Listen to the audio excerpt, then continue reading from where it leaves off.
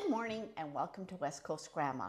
Well, today I've got just like way too many things on the go. I have bagels here that I got to get baked. I've got zucchini sitting here to make zucchini relish. I have been busy making bread and butter pickles, which I'm going to do today, pickled beets and pickled green beans. But I decided I really need to share this bread and butter pickle recipe with everybody. It's a friend's recipe. It was her grandmother's, and they are the best. I make usually as much of it as I can every year because my kids all love it and it just disappears over the winter. So today is batch number 2, and like I say, although I've got a million things on the go, I thought I've got to just stop and video this so that I can share the recipe with all of you, because I know cucumbers are coming out of the garden like crazy right now. First of all, what I'm going to do is I have washed all my cucumbers, onions, and all the peppers. Everything is out of my garden. And I'm going to run it through my food processor. Now, in the recipe, it says slice stuff thin. But this works so well. If you have a food processor, it just saves time like crazy. So I'm going to get busy and just get the rest of this ready, and we're going to start slicing. Okay, we're about ready to go. So there's 6 to 7 pounds of cucumbers.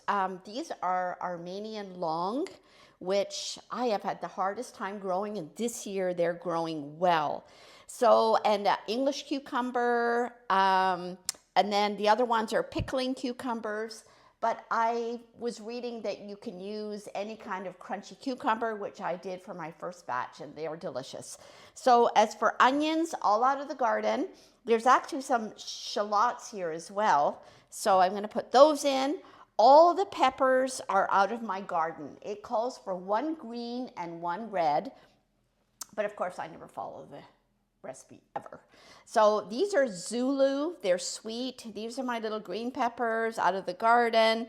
I've got a couple of hot ones, the Beaver Dam, which is a little on the more hot side. And, and I have Sugar Rush Peach, which is one of my favorite. They're a little on the spicy side.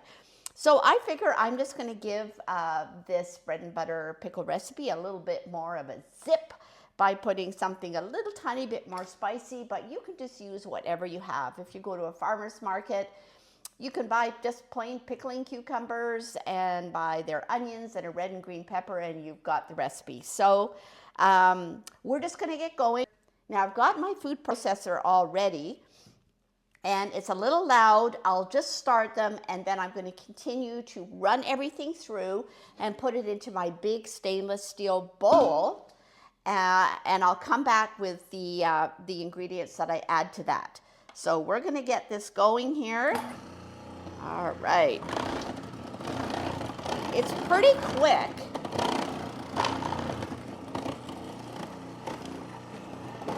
There we go. Onions, just stick everything in there.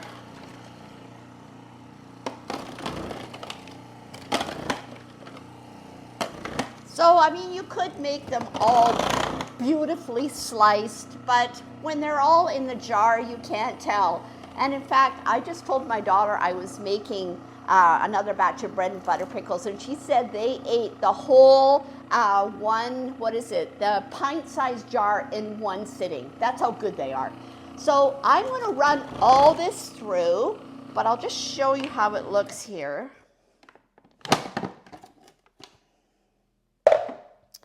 There we go. Ooh, it's a little on the hot side. And we're just gonna pour it all into there. And now that I'm looking at it, I think I'm gonna make them a little thinner. It has a setting on my machine here, but there you are. So we're just gonna do all this pile and add it all to the bowl, and then I'll come back. Okay, we've got everything run through the food processor, and I am now going to add 1/3 cup of pickling salt. I'll just sprinkle that on the top. And it says 1 tray of ice cubes, which I have put into a container. So I'm going to put roughly like a tray.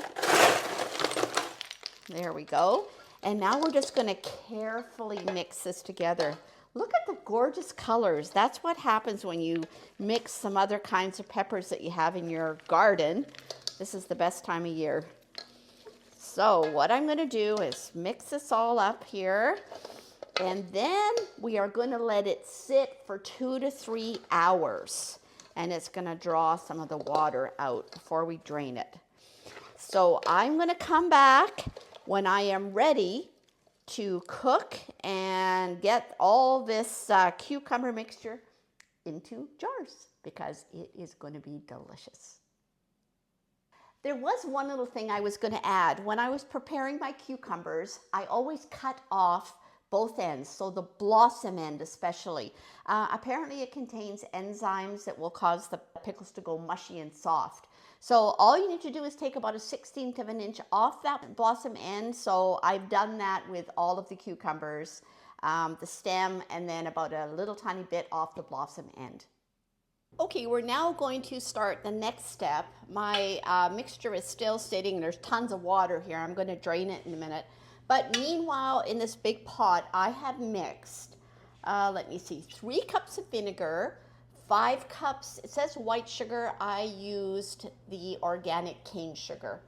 And then we have 1.5 teaspoons of turmeric, 1.5 teaspoons of celery seed, 2 tablespoons of mustard seed. Also 3 or 4 cloves of garlic minced up.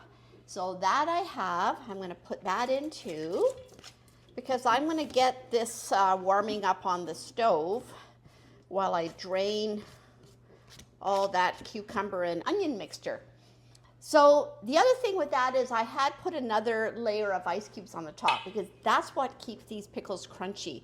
So there's that, and I added just a cup of cold water just to make a little bit more liquid so that it's on top of all those cucumbers.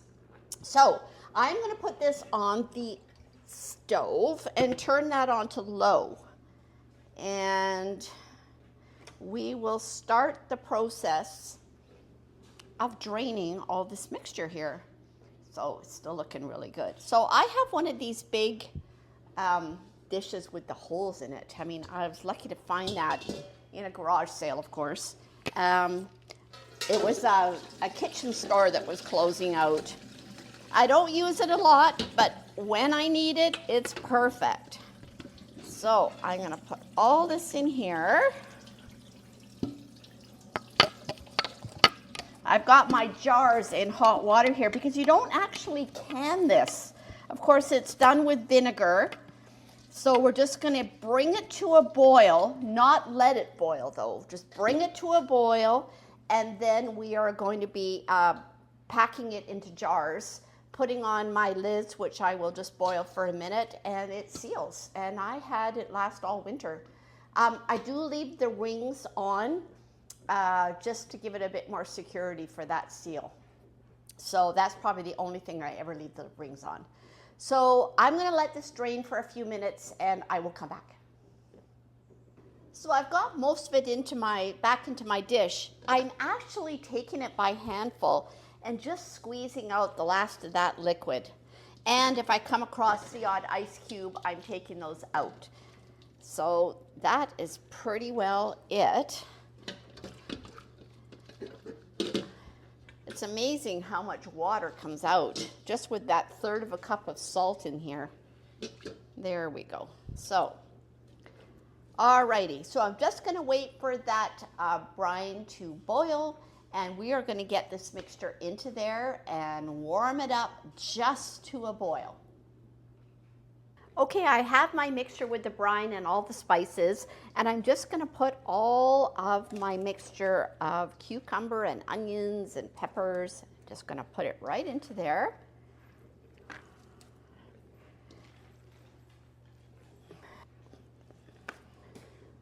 Whoops, someone on the floor.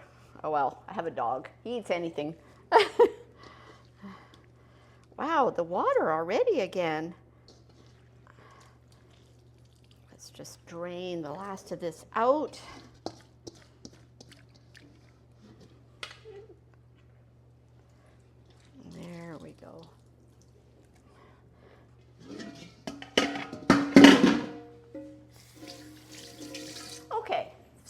let's just give this a bit of a stir. And I'm going to get it back on the light here. It sure cooks down, you know. You think you're going to make a whole big batch. It's probably going to make maybe 7 or 8 jars again. And I tell you, bread and butter, pickle gold. All right, so onto the light it's going to go again. And I'm going to put it onto high.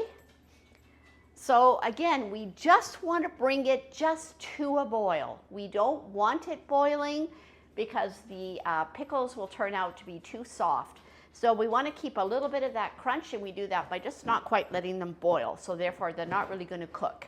So I will let this come to a boil, then I'll bring it here and just show you how we put it all into the jars. I've got my pickle mixture just coming to a boil, so I'm going to bring it over here. And I've got my jars all nice and hot. And I've got my little funnel. So we're just going to work quickly here and get all this in. There.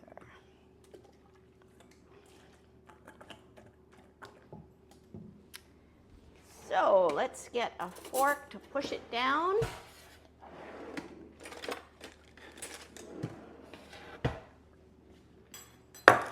Okay, we'll try to do 2 at a time here, and I can show you, and then I'll just continue along. Looks good, hey?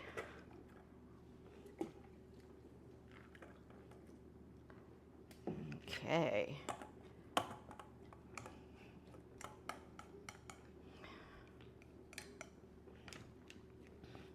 And of course, we're still going to get the bubbles out, because we always do that with everything we're canning.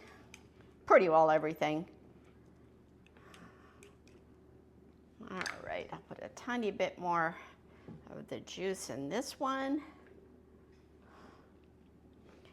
And I still have my cloth here somewhere, yep, that I've dipped in vinegar so I can wipe my rims, because there is sugar in this. So we want to make sure that the seal happens.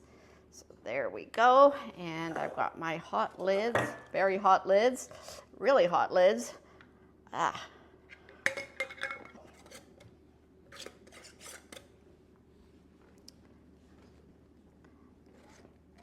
Good.